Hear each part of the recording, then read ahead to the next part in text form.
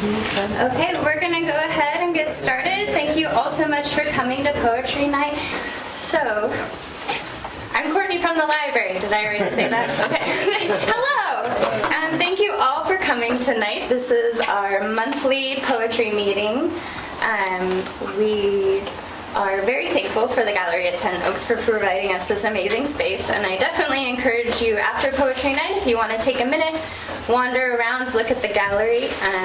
I am going to brag a little bit. We just had a program earlier this month that was called Paintings to Poems, and we invited people in the community to come. They had an hour to walk around the gallery and find a particular piece of art that inspired them, and then we made them write a poem about it really quickly. So as you wander around and look around the gallery, I think, there's one right here! You'll be able to find the poems, and those are by local community members that were inspired by the work of art, and it's just a really cool thing, and we were thankful for the amount of people that turned out for that. And those do happen, not monthly, but regularly, so stay tuned. We'll definitely be having another one. Also, real quickly, I'll put it in your ear, save the date.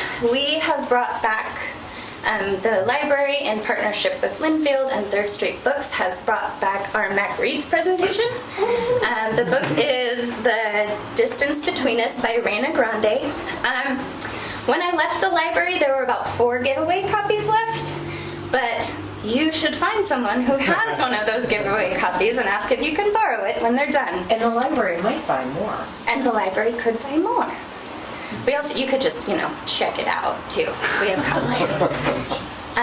so the author will be here on April 26th, but in the month beforehand, we have a series of programs, discussion programs, and conversation, which is the same thing as discussion, surrounding the book. And so we're very excited to have this program back. And I read the book, and it's really good. So I can recommend that. Without further ado, I will introduce Lynn. She is from Newburgh, and I should have prepared more questions. That's what I know. So she will do a reading, and then afterwards we'll open it up to an open mic reading from the audience. So thank you all for coming, and we'll go ahead and get started. Thanks everyone for being here. I wanted to just say a little bit about a couple of poetry things I'm involved in. I'm on the board of the Oregon Poetry Association. And if you're not a member, I encourage you to join if you're a poet. It's a great way to connect with other poets and help promote poetry and poets in Oregon. Most of you are from McMinnville, so you probably already have heard about Terroir, the Terroir Creative Writing Festival that's going to happen April 14. That's a Saturday. Great workshop for poets. Jose Angel Argus, right there, is going to be there speaking. He has just had a book out, Until We Are Level Again. Sam Roxas Chua and Henry Hughes are all going to be presenting on poetry. So, if you're into poetry, that's great. Okay. Well, I'm going to start with a poem that I wrote a few months ago.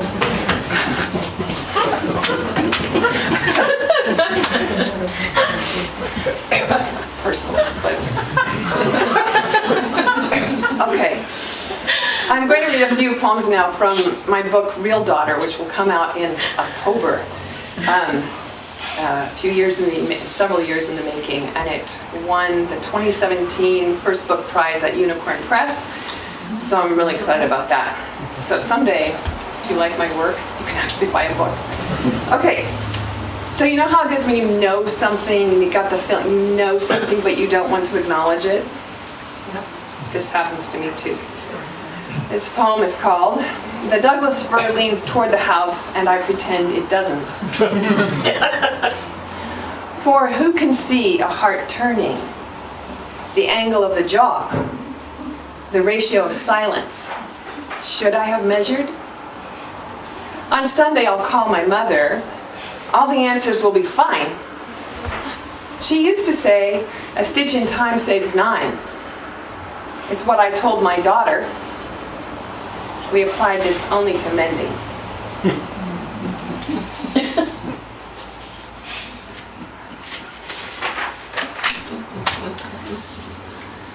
A couple years ago, I was in North Carolina, with Paul for the year.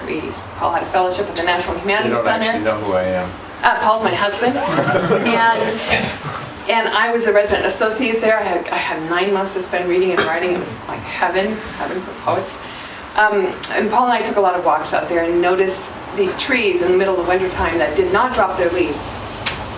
And I looked up, what's with that, and learned a new word, the word marcescence, which is what describes trees not dropping their leaves or their fruit, per se. Anyway, I thought, cool, I need to write a poem about this. So here it is, marcescence. The beach's light brown leaves in horizontal layers, like my mother's tiered serving trays, artfully placed in the winter forest.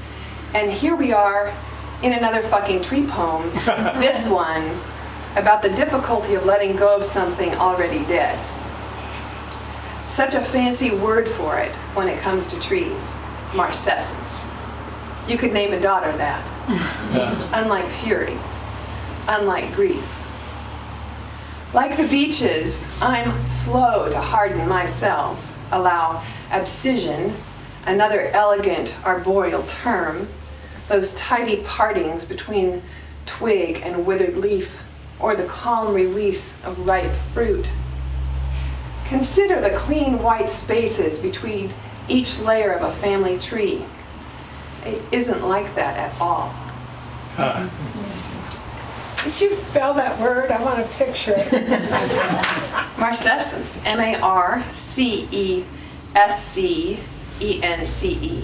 And I have to look it up every time I type it. It's just like I'm worried about the S's and the C's. Marcescence. Oh, thanks.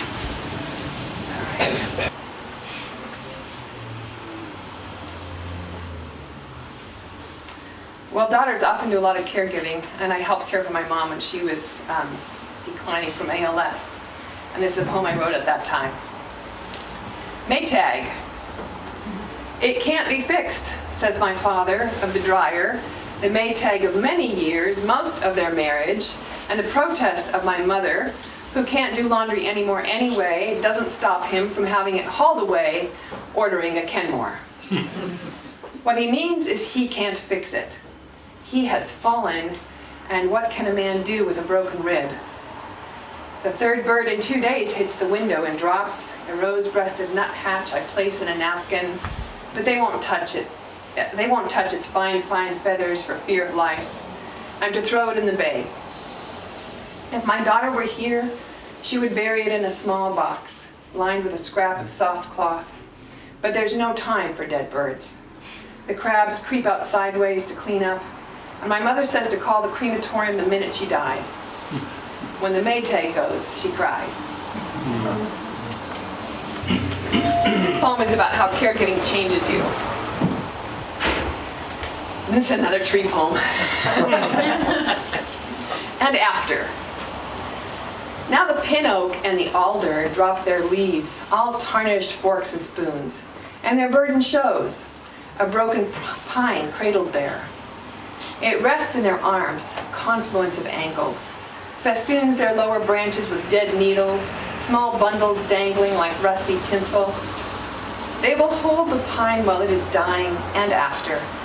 Their growth must accommodate its weight. Its constraint, even after it crumbles, will mark them in the way they're bent. I will end with a poem called Yoked. It's a poem I wrote for my husband. Yoked. How is a yoke born? The ox and the ox. The farmer goads the one, and it walks, so both walk. The farmer taps the other, and it turns, so both turn. They can't turn away from each other. A husband and wife feel their marriage chafe, always the other, often not what they'd rather. The room too hot and too cold. The calendar cluttered, the accounts scrutinized, insufficient. Each body grows old. In the distance, other possible selves, places they might have gone if, behind the oxen, the earth opens and turns, like fresh sheets turned back on the bed. They face only the hard ground ahead, yet they feel the resistance give. Imagine a crop there, thriving in perfect weather.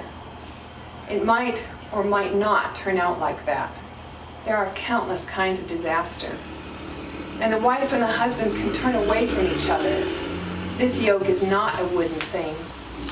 Or they can turn toward each other and cling, as they do some nights when they're not too tired, to the solace of familiar skin. Your eyes, she might say again, are like Picasso eyes when we're this close, overlapping almond shapes, one slightly over the other. And he might again say, you are a strange thing, and stay there, his forehead touching hers.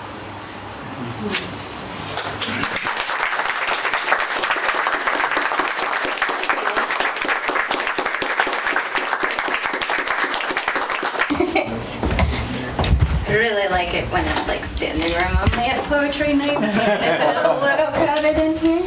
Thank you. Did anybody have any questions for Lynn about her poetry? Do you write from real life, or do you make the characters?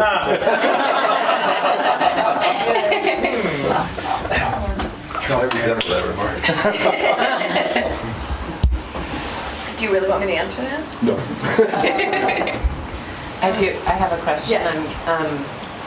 I really appreciated the intro that you gave for most of the poems, and I'm wondering how you handle that when you have a published piece of poetry.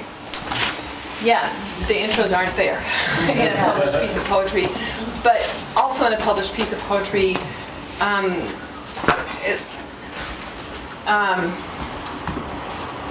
it gives the reader more time to look at it. When you're just, lobbing poems at people one after the other, there's not a lot of time to shift your brain. So I think listeners need help. You don't get to read it twice or hear it twice. You don't get to just sit with it. So I think I always give some kind of introduction between things to help you track. Any additional questions? Okay, so we are moving on to the open mic portion of our evening. Once upon a time we did this in an orderly fashion and had a list and a sign up, but we like the chaos and anarchy of raising your hand. So whoever would like to read, let me know. Great, please. Hi, folks. My name's Daniel John. I'm living over in Amity right now. We all live here in this part of Oregon. You've driven along the roads, and I'm sure you're about to understand what I'm about to say. But this is a poet's interpretation of what I call roadkill. You've all seen them lying along the road. Yeah, another creature whose life now is lost. There always seems to be a stretch of highway, the one they can't seem to get across. And it doesn't matter how big they were. It doesn't matter if they walked or if they flew the sky. That's because roadkill, yeah, it's an equal opportunity. All you gotta do is die. Now you can blame the driver and say he was going too fast. On the other hand, blame the critter because the damn thing didn't yield the right of way. But as the poet, I want to point out that none of that crap matters though now. It's because death is final. That critter's not going to see another day. Well, all of that makes me think about us. Yes, us two-legged creatures. When we come to our stretch of road, because if we're going to be successful in crossing, the key, the secret, is you gotta lighten their loads. I'm talking about the skeletons in all of your closets. For some of you, it might even be the flesh of your own unborn kill. Now hold on, we all know no one ever plans for that to happen. But I have heard guys say to me, hey man, she said she was on the pill. But what about drugs that are holding you back? You smoke your reefer, you do your crank, you crack, your microdot. It can even be the stuff that the doctor prescribed. God knows I know a lot of people take that stuff a lot. But what about people who have the thieving hearts? We all know them. They lie, they steal, they cheat. Boy, they're sly. They will blind you with their headlights of deception. But eventually, they all get sideswiped by their deceit. Or what about those people whose possessions weigh them down? You know the ones, oh, how they value your stuff. Well, there's always one more thing that you can add to that collection of yours. So in front of everyone here, I'm going to ask you all, when's enough going to be enough? Or what about those little critters that can't make up their minds? You're driving along and they run back and forth across the road. Or my grandmother used to say, shit or get off the pot. And what she's trying to tell me to do is do what you're going to do.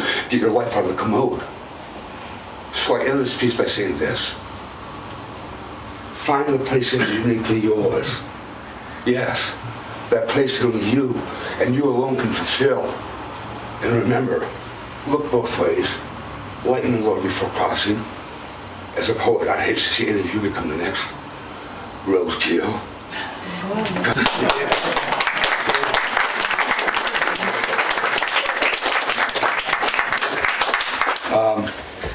A number of years ago, I was over in Eastern Oregon. I was living in Pendleton. And I had this dream. And I literally woke up in the night, wrote down, went back to sleep, and that next morning I came across this piece of paper. And it said this.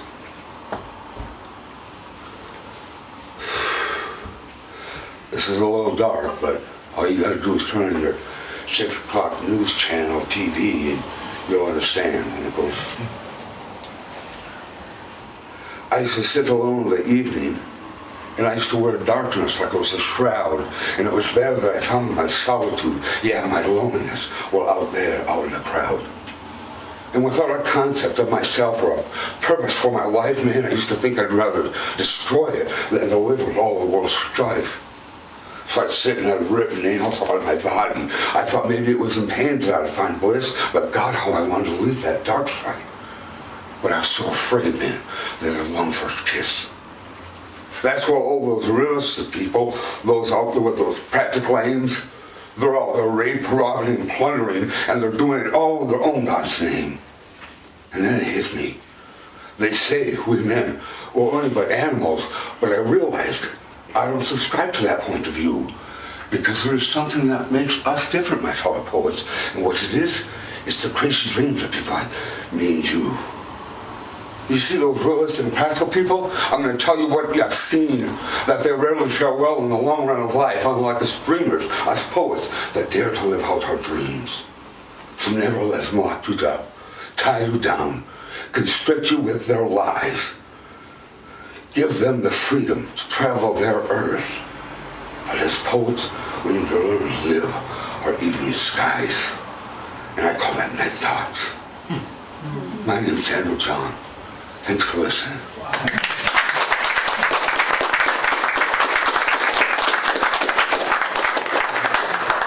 To be in Lynn's, just recently, have joined her critique group, and that's basically where I know her from. I'm so happy to have heard her this evening. Sorry, Liz. I don't like to drive, especially on highways. So I don't drive to Portland. I go by public transportation.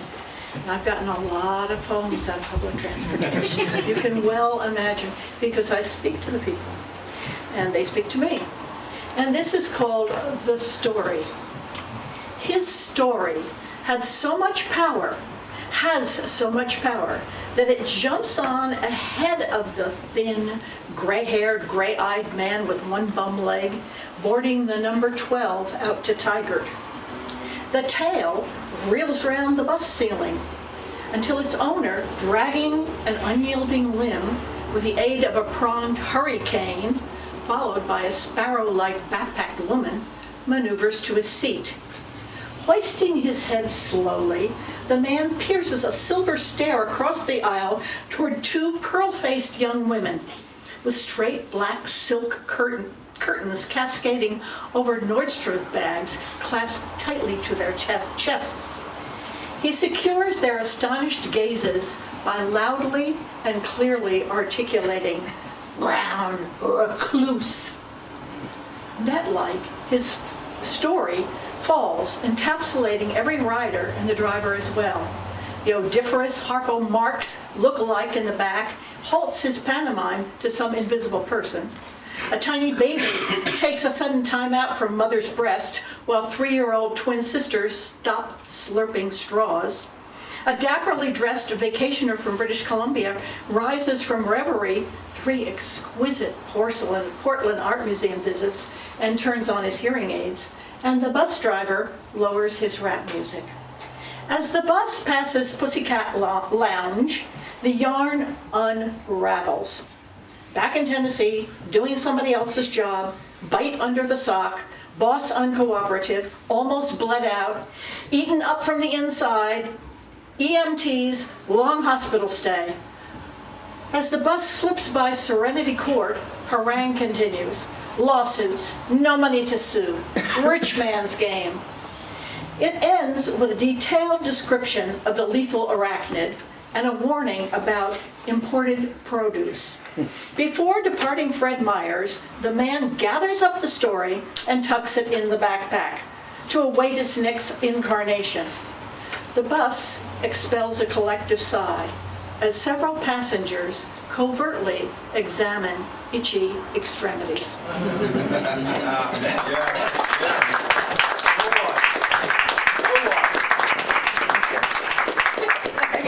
Just so you know, so Caroline hosts a somewhat monthly show on the local access channel called Literally Literary.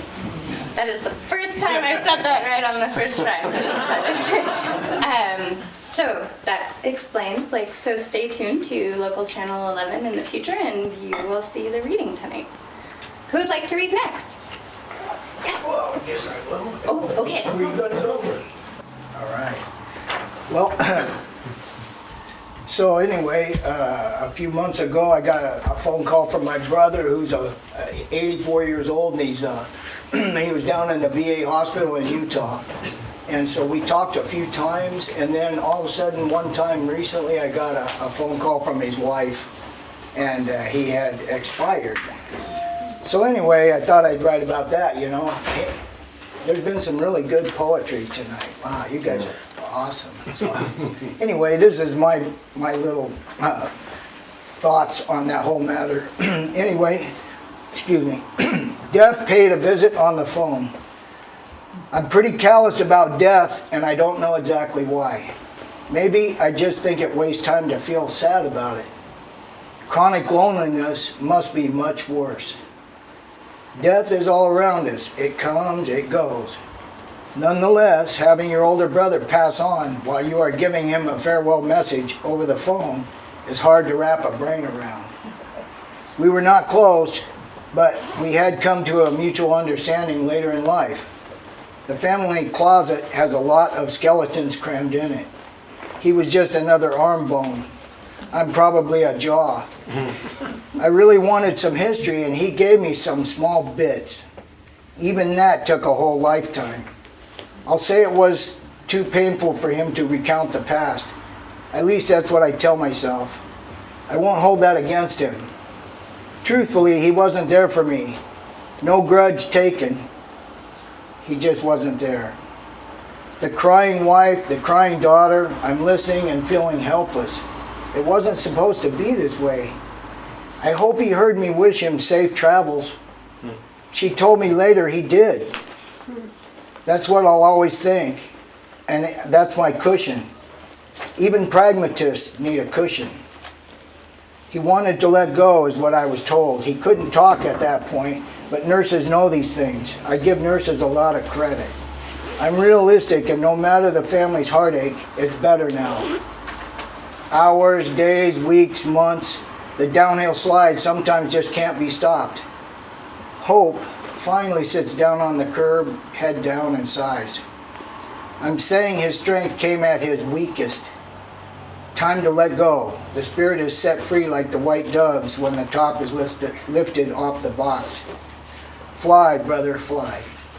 So anyway, I really did. I was telling him safe travels, and he died, and his wife started Yeah, she's going, John, my brother John, you know. So anyway, she goes, I'll call you back. She was crying. It was somewhat interesting.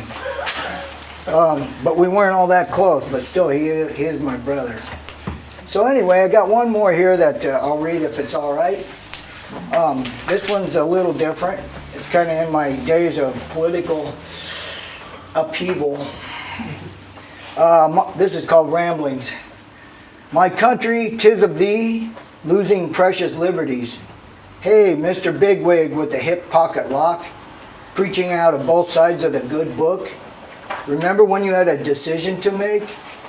Rights were choices then.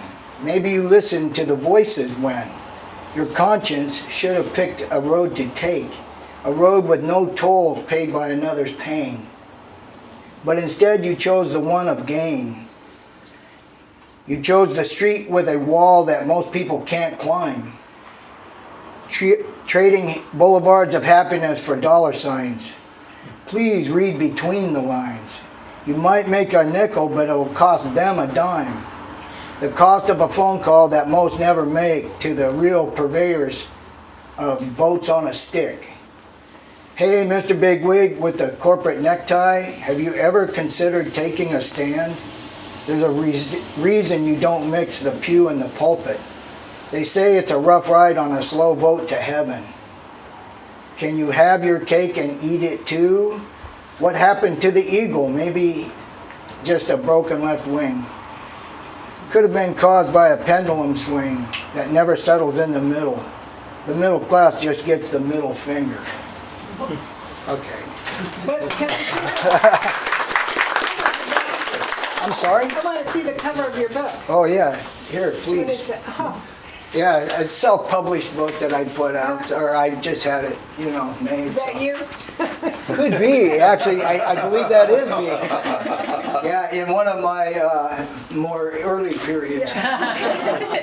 All right, well, thank you for listening. I really appreciate it. You guys are awesome. I love coming down here. It's so much good. I'm Amanda. I'm in Lynn's writing group. And she told me about this event tonight, and I was very excited. I was like, oh my gosh, I gotta go and see all the cool people. And I've seen many cool people here. I'm glad you all made it. This is a poem I wrote recently. I'm kind of a science nerd, and the big things I really like are astronomy and marine biology. And this is one of the ones I wrote that has to do with marine biology in the deep ocean. It's called Marine Snow. Marine snow falls like soft eiderdown on the ocean floor. Rooted to a precipice, sea lilies offer flakes from their tendrils to their mouths. Shrimp balance on spindly legs and nibble white wafers. Chimera strafe the ridges of their only promised land. They have carried hunger across black seabeds for 100 million years and never left. Down here, it's too cold to know what cold is. The lamprey feels no chill as he rides through turgid water. No evangelist from the upper column has ever brought tidings of light and sky, and anyway, the natives have no word for sun. Bioluminescence is their birthright, and they wear it with a savage vanity. Consider the angler, that gleeful heathen. His light is his joy alone. His grin is the widest in the ocean. Consider the copepod, who will never know she is blind. She is grateful for her soft tissue body, and the benthic shark is grateful to swallow it whole. He bears the taste of her life across 10,000 miles of midnight. Down here they suck the scum from higher latitudes. All dead things fall in blizzards of organic matter, rotting weeds, saturated corpses, sand and soil and shit. All becomes manna in the mouths of this abyssal plain, a solid proof of heaven. See how crinoids lift their fronds in fervent supplication to call its blessings down upon them. All right.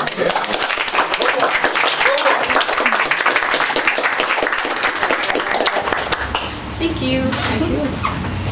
I had to attach a pronunciation guide to this poem on the post-it for some reason. I was like, I'm gonna say it right. Actually, so this is a recent development as of earlier this evening when Jose arrived. So as part of our MAC Reads, we are planning to have a bilingual poetry night, and we had it scheduled for the normal poetry night time, which is the first Thursday. But as of an hour ago, it will now be April 12th. So the Thursday after. So the second Thursday. You got the okay? Yeah, already? You like work in the hour. fast. Well, I mean, we haven't changed all the posters, but it's fine. The small details. Yeah, it's okay. So, sorry, Jenny. So, April 12th, we will be having a bilingual poetry night here in connection with The Distance Between Us and Macrae's and led by Jose. Well, this is quite the intro because it's like, well, here's the guy who ruined everything. and now judges poetry. Okay. Okay. Sounds good. Okay, the reason we're having to switch, the first Thursday, we're having a poet from Portland, Anis Mojgani, reading at Linfield. We're at the Readings of the Neck at 7:30, so you can stop here, we can and then dash on over there and such. But bilingual poetry night should be fun. I'm gonna promote the hell out of it. Is that okay? Yeah. I mean, April is National Poetry Month, so having multiple poetry events in McMinnville in the month of April. Yeah, and you're so, like, the plugging, it's infectious, because I'm like, well, I'm going to do 2 events at the Linfield Library. During National Poetry Month, I'm going to do a film screening of Louder Than a Bomb. It's a documentary about youth poetry slams, and I'm also going to do an open mic that's open to everyone over at the library, and I'll bring info and share that with y'all. But hi, I'm Jose, and hi there. This journal's almost filled up, and my process is to fill up the journals and then leave them alone for at least 2 years. So I thought before I put this in the woodshed and into storage, I guess, the physical cloud, I guess, I thought I'd share some poems just that I wrote. And this first one, I sometimes think I write funny poems.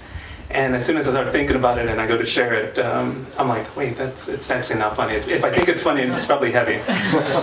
So my brother's been going through some personal stuff, and we were supposed to talk on the phone a month ago, and we didn't, and we still haven't, because little brothers are like that. My brother didn't call this weekend. Perhaps he lost his phone in the grasses of the plains between us. My brother's voice eludes me. Perhaps it is caught up in a sandstorm in the deserts between us. Things grow and shift, brother, even in silence. Brother, even in silence. So it's a short one. That repetition, I'm like, and on the page there's a comma, and then in the first version, then when I repeat the line, there's not a comma, and I thought, well, that's so funny. I mean, I'm in the words. I'm like, that's so funny. And then I read it to my wife, and she's like, that's really sad. What do you mean? I'm like, okay, I get it. The next 2 poems I'm going to read, one of them isn't mine. One of the things I like to do at night is I like to read whatever book of poems is kind of near my bed, and then start writing a little, whether I'm inspired by something. So I'm going to read the poem that inspired the poem that follows. So this is a poem by a poet named Francisco X. Alarcón. His poem is called Words Are Birds. Words are birds that arrive with books in spring. They love clouds, the wind, and trees. Some words are messengers that come from far away, from distant lands. For them, there are no borders, only stars, moon, and sun. Some words are familiar, like canaries. Others are exotic, like the quetzal bird. Some can stand the cold, others migrate with the sun to the south.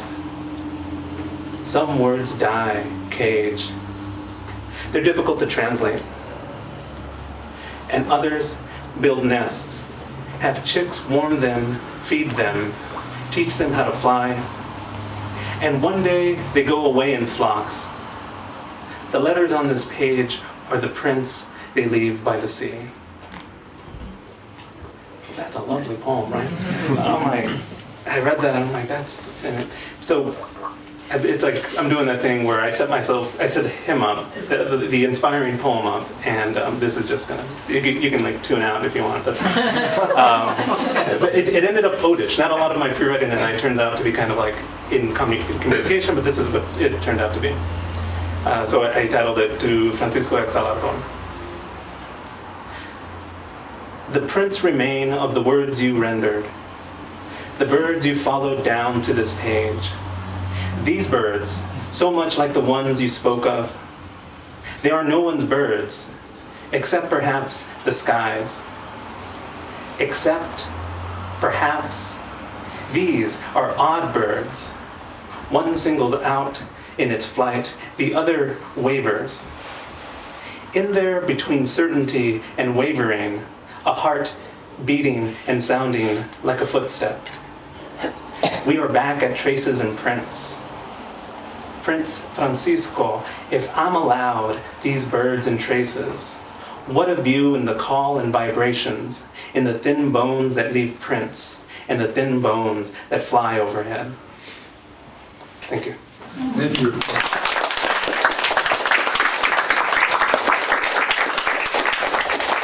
Thanks. Thank you. Do we have anyone else that would like to share? Great.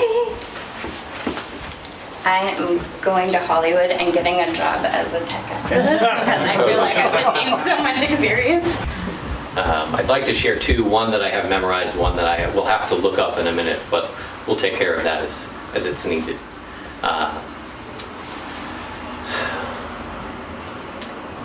I don't see you as a disposable commodity, she said. These words spun around like webs in my head, and they left me with a puzzled look and a sour jaw. For love's fleeting passing was what I then saw. 'Cause now that's just a whisper and a prayer left to the wind when skin desires are what my mind's really dancing in. Can I let these fixations fade and keep myself from feeling the jade of this rejection once more? Sore ego bruised for not getting what I crave, but as it's been said, nothing forsaken, nothing gained. Let the lovin' come back to me. My only downfall is that I did not see it was by my side the entire time, because I was focused upon an action that is of a loveless kind. And this notion is what bothers me the most. If all I really feel the need to possess is love, then why do I fix my perspective on an action so empty, and why do I forsake love for it? How could I ignore this chance to love once more? This being cries out to me, love me now, you bastard. How could I deny such a calling passion? I have loved many a soul without even the passing focus of carnal intentions, and yet here this being cries out to me to be its guide, to drag it up out the mud one more time. Why let this male hetero-egotistical enslavement stop me and keep me from being, from loving? How do I fix a perspective? How do I release a perspective so empty? And why do I forsake love for it? How could I ignore this chance to love once more?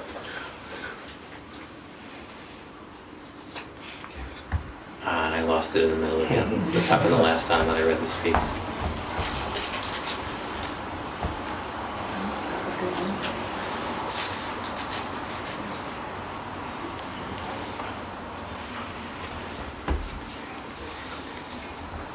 And that's it. How do I separate a concept so greatly entwined, both in the world and in the mind? Questions with answers I can't seem to find. Maybe if I stopped looking, I would see their blurting disclosure composed in the details I let slip by. What I persist upon rejects my intent completely, and what I resist constantly insists, yet not discreetly. Which is the irony of the struggle inside, because I am left with the power to derive my own fate. And yet that chance seems to escape each time I fixate on sins of the flesh, which is the only loveless time that I could be left with. So the choice is made for me to sake this libido-driven voraciousness and get myself back in line with love only for the sake of it.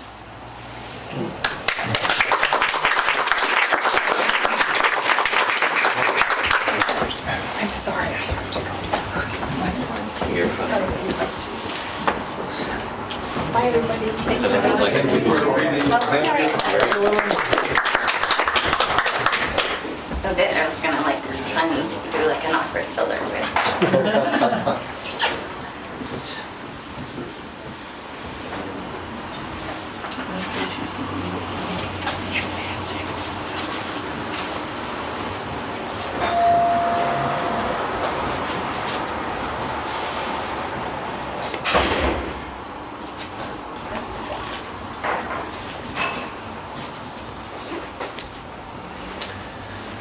Well, my word.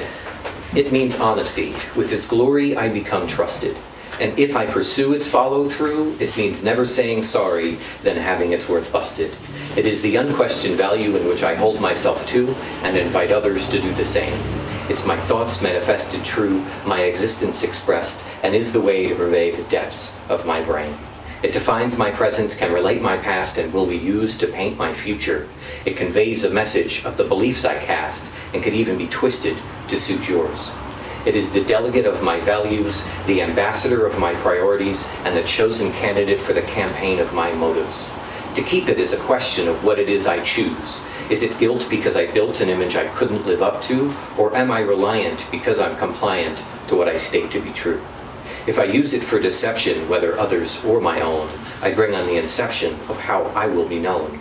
When I don't invoke its use as a chance to self-affirm, I slip and stumble over my opportunities to learn.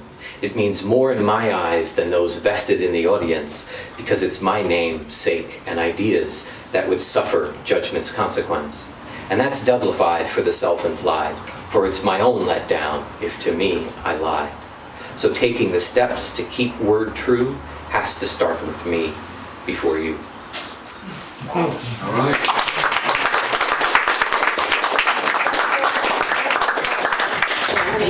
Do you have other folks that like to read?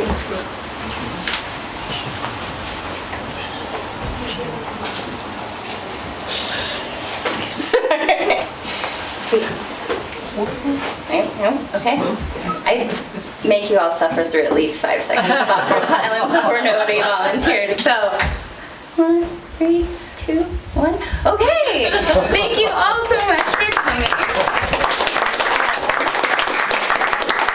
As we've mentioned, don't be here on the first Thursday of next month. Come be second Thursday of next month, and we'll have a bilingual poetry night. Guys, thank you all so much for coming, and we'll see you next month.